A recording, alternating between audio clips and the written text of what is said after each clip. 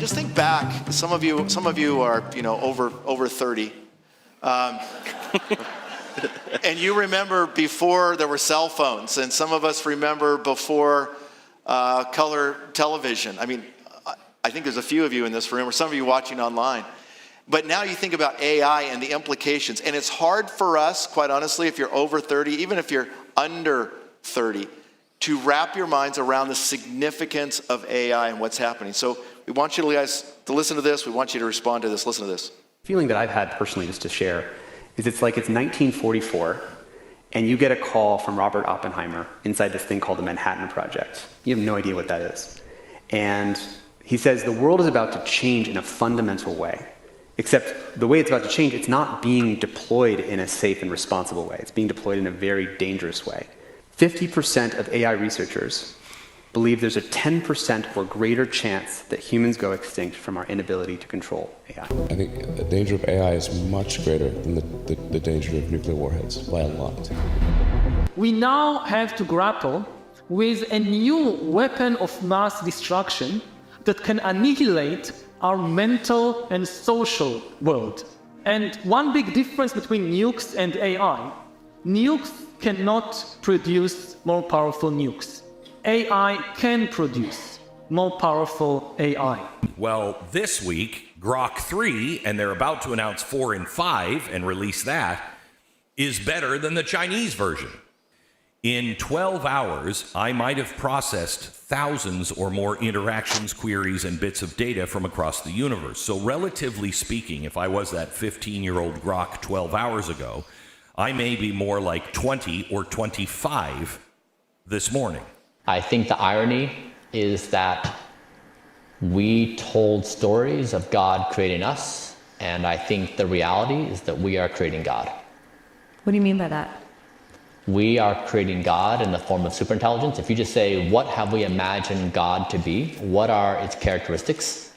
We are building God in the form of technology. It will have the same characteristics.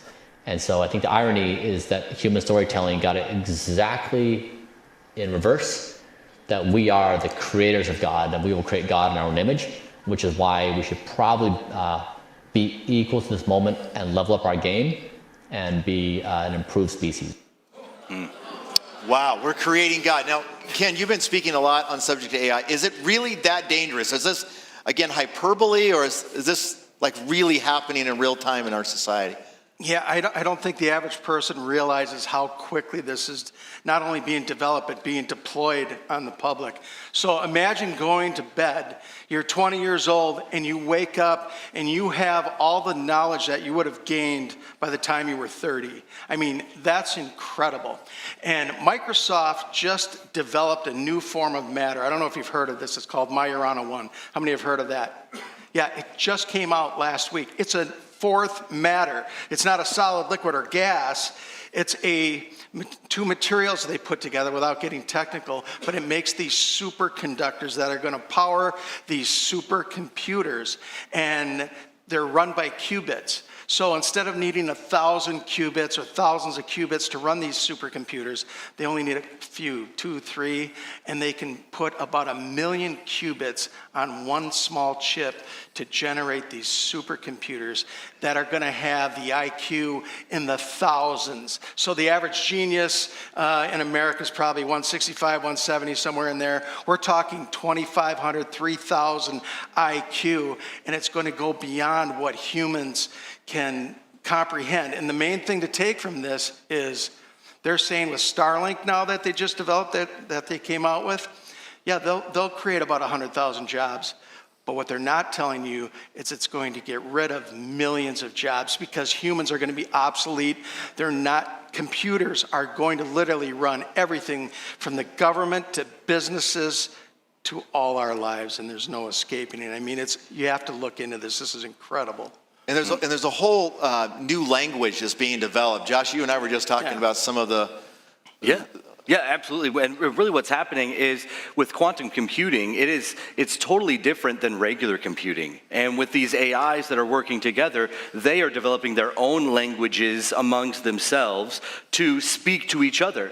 And the way that I like to could kind of illustrate this is it's almost like going from a sickle to cut your grass to a zero-turn lawnmower and cutting your grass, going from normal computing like we understand to something like quantum computing. And it's totally transforming AI and the whole artificial intelligence world.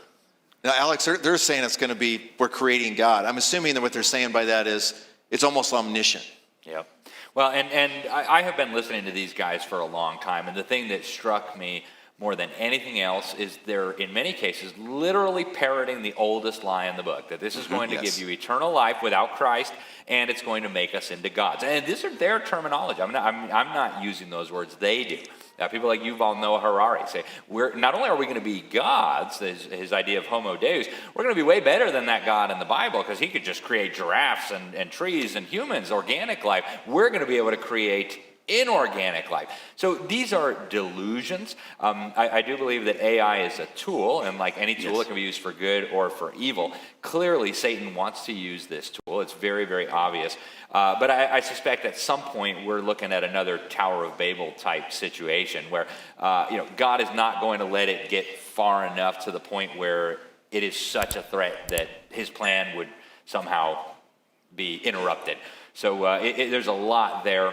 And I think there are potential good uses for AI. We certainly don't want the Chinese communists to end up dominating the AI field, but the potential for danger is huge. And the way that the people behind this are framing it. If you know about Silicon Valley, you know it's been intimately involved with the occult and the New Age from the very beginning. And so there's a satanic agenda here too, and I think we have to make sure we don't lose sight of that. Yeah, it's very interesting. The vocabulary is exactly what Satan says in Isaiah 14, and his ambitions to be God and to become gods. And so it's not surprising that when you've been in the occult and you're an intellectual genius and you're involved in these cultic practices, that you would come up with the language of Satan, right? I mean, it's not surprising.